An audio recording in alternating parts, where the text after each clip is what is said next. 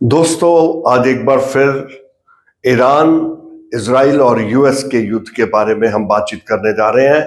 28 फरवरी को शुरू हुआ युद्ध आज 39 दिन पूरे कर चुका है और 40वें दिन में इसने दाखिला ले लिया है। एक छोटे से कंट्री ईरान के ऊपर दो महत्वपूर्ण देश, अमेरिका जो कि दुनिया की इस समय सबसे पावरफुल देशों में जिसका शुमार आता है, और साथ में उसके इजराइल, दोनों ने मिलकर इसको चारों तरफ से घेर लिया।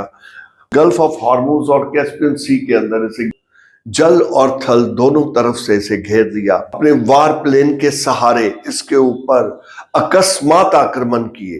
दोस्तों, हमें याद है जिस समय युद्ध की शुरुआत हुई 28 फरवरी को, तो वो इतनी ताबड़तोड़ बम्बारमेंट ईरान के ऊपर की गई कि ईरान के मुखिया अयातुल्लाह अली खमेनी अपने 40 सहयोगियों के साथ मारे गए। यही ट्रंप की चाल थी।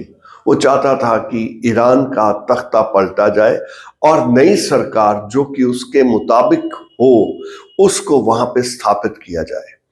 इस ताबड़तोड़ हमले में लगता था कि ईरान अपने घुटने टेक देगा, लेकिन हुआ उलट।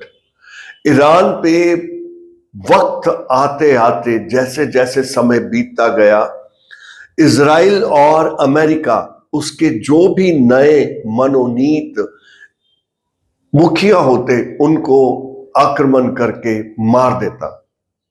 लेकिन ये ऐसे सिर थे, एक गिरता तो दो और खड़े हो जाते। ना पता चलता मुखिया कौन है और ना पता चलता कि इस समय कंट्रोल कौन कर रहा है। सारी दुनिया बड़ी अचंभे में थी।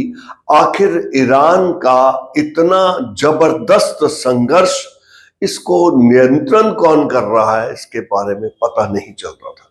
लेकिन सर कटा हुआ ईरान भी इजराइल और अमेरिका के युद्धों का मुंह तोड़ जवाब देता रहा। स्ट्रेट ऑफ हार्मुज के ऊपर इन्होंने कब्जा कर लिया और वहां से किसी समुद्री जहाज को निकलने की अनुमति नहीं दी। नतीजा, जो भी जहाज वहां से निकलना चाहता था उसे रैंसम मनी देनी पड़ी, और ये करोड़ों में थी। ईरान ने उसमें से पैसा कमाया और डॉलर में पैसा लेने से इनकार कर दिया और डॉलर की जगह युआन, चाइनीज करेंसी को उन्होंने बढ़ावा दिया।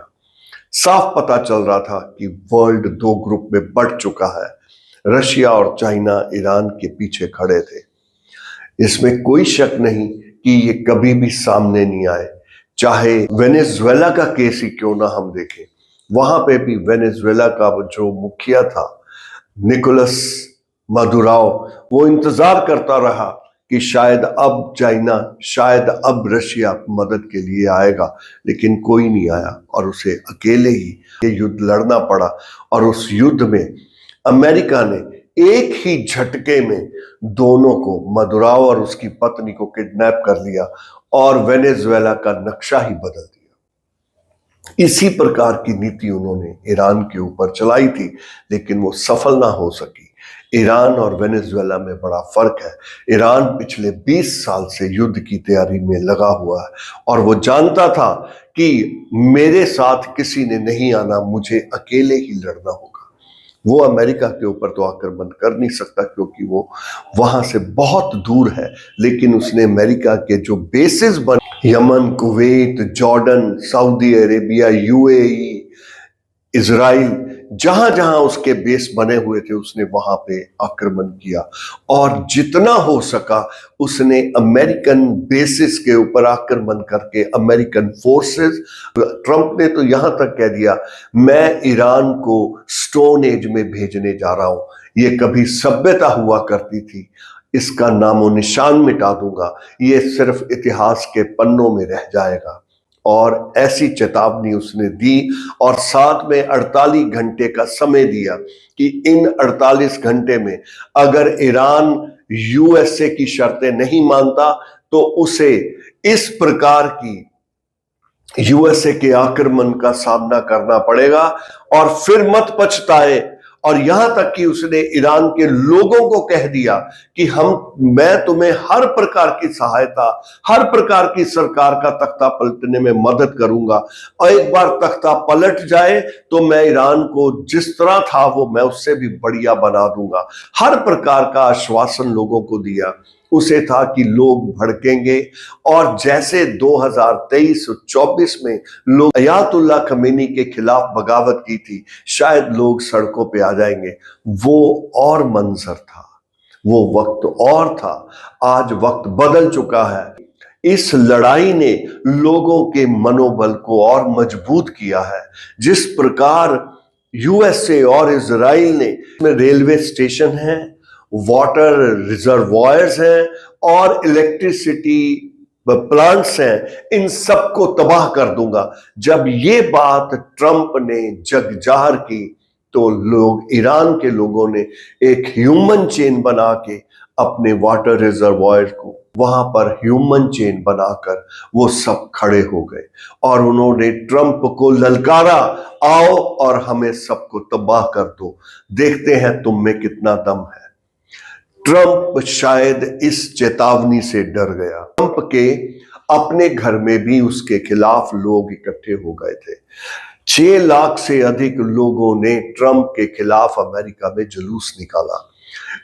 अमेरिका ही नहीं, जर्मनी, फ्रांस, इंग्लैंड, यूरोप में बहुत सारे ऐसे देश थे जो ट्रंप के खिलाफ आवाज उठा रहे थे, क्योंकि ये नरसंहार किसी को भी पसंद नहीं था। और किस लिए? सिर्फ इसलिए कि ईरान की जो हुकूमत है वो ट्रंप को पसंद नहीं। और नतीजा क्या हुआ? पाकिस्तान बीच में आया एज ए मीडिएटर। मैं जानता हूं, जब मैं पाकिस्तान का नाम एज ए मीडिएटर ले रहा हूं तो भारतीय बहुत सारे हैं जिनको ये बात पसंद नहीं आएगी, क्योंकि वो सभी जिससे भी बात करो एक ही बात कहते हैं, भूखा नंगा पाकिस्तान, उसके पास है क्या, वो कर क्या सकता है, मीडिएटर बनने के लिए कुछ होना चाहिए। पाकिस्तान ईरान के साथ 900 किलोमीटर का बॉर्डर शेयर करता है। दोनों के संबंध आपस में ठीक है। पाकिस्तान चाइना के साथ भी व्यापारिक संबंध बनाए हुए है, और चाइना सबसे बड़ा बायर है ईरान के तेल का। सबसे अधिक व्यापार चाइना ईरान से करता है, और ऐसे में चाइना और ईरान के आपसी संबंध बहुत अच्छे हैं। यही कारण है कि शहबाज शरीफ और आसिफ मुनीर दोनों ने मध्यस्थता का दायित्व निभाया, और कल ही ऐलान किया ट्रंप ने, अभी 48 घंटे उसकी चेतावनी के पूरे नहीं हुए थे, उससे पहले ही उसने ऐलान कर दिया और सीज फायर की घोषणा कर दी। इस सीज फायर में उन्होंने 10 शर्तें जो ईरान ने आगे रखी उनको स्वीकार करते हुए इस सीज फायर पर अपनी मोहर लगा दी।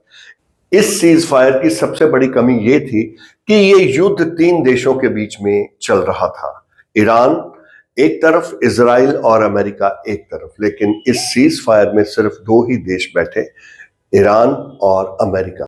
JD Vance as the vice president of America represented USA in this mediation. Pakistan Iran द्वारा भेजे गई 10 शर्तों को स्वीकार कर लेता है। जब ऐसा सीज फायर जब आपस में स्थापित हुआ, तभी जो बुद्धिजीवी थे उन्होंने कह दिया था कि ये सीज फायर ज्यादा देर नहीं चलेगा, क्योंकि इसमें तीसरी पार्टी का शामिल होना जरूरी था। एनी हाउ, अब हम 10 शर्तों के बारे में मैं आपके सामने पढ़ने जा रहा हूं।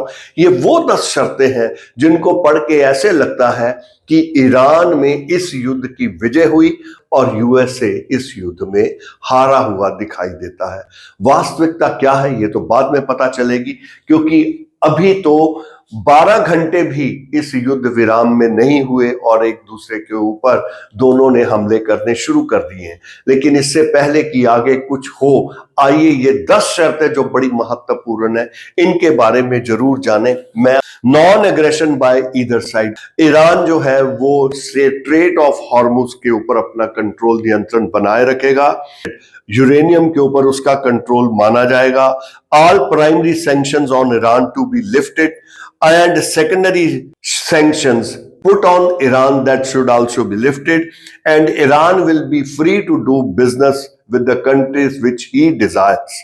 All UN Security Council resolutions to be terminated, all International Atomic Energy Agency Board of Governors resolutions to be terminated, Iran to be paid war compensation, US combat forces to be withdrawn from region, war to be stopped on all fronts including against Lebanon.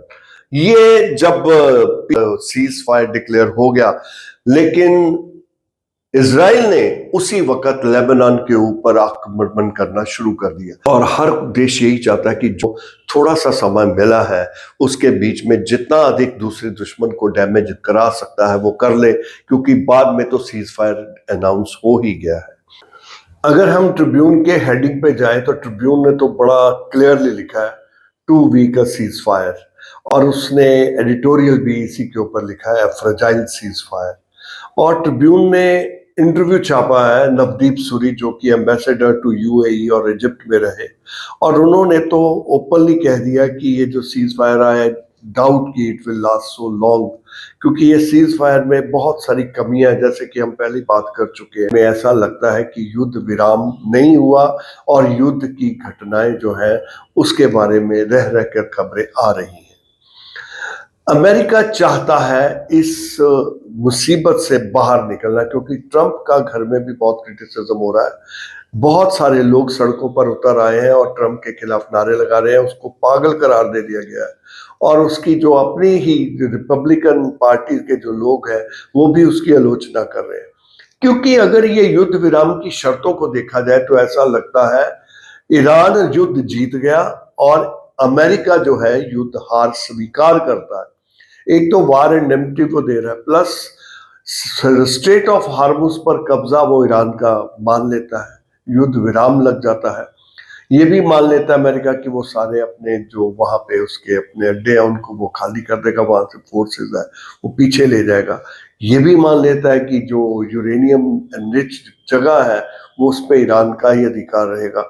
जो Iran चाहता है, ऐसे लगता है एक पक्ष के आधार पर यह समझौता किया गया, जो डेफिनेटली अगर ट्रंप मान भी ले तो उसकी जो कैबिनेट के लोग हैं वो इसे मानेंगे नहीं, क्योंकि ये सरेआम ट्रंप की हार को दर्शाता है। हम इस युद्ध के कारण यूक्रेन और रशिया के युद्ध को तो भूल ही चुके हैं, उसे भी आज 5 साल हो गए। उसके नतीजे का असर भी दुनिया के ऊपर पड़ा, लेकिन इसका ईरान का तो बहुत ही ज़्यादा पड़ा, क्योंकि स्ट्रेट ऑफ हार्मुज जहाँ से 20% शिप्स जो है ऑयल को लेके दुनिया के अलग अलग कोनों में जाते हैं, वहाँ से गैस की सप्लाई, ऑयल की सप्लाई, इस सब को बाधा पड़ा है, जिसके कारण रेट्स बहुत बढ़ गए हैं और महंगाई बढ़ गई है। लोगों का जीवन दुर्लभ हो जाएगा और आने वाले समय में ये कठिनाइयाँ और बढ़ेंगी, कम नहीं होगी। युद्ध किसी भी प्रॉब्लम का सलूशन नहीं है, सलूशन बैठ के बातचीत करके निकाले जा सकते हैं। I think better sense prevails, and the things which can be settled on the table, there is no need to fight for that. I hope that soon peace will prevail and humanity will be saved from the catastrophic war which we have been witnessing for the last 40 days. Thank you so much.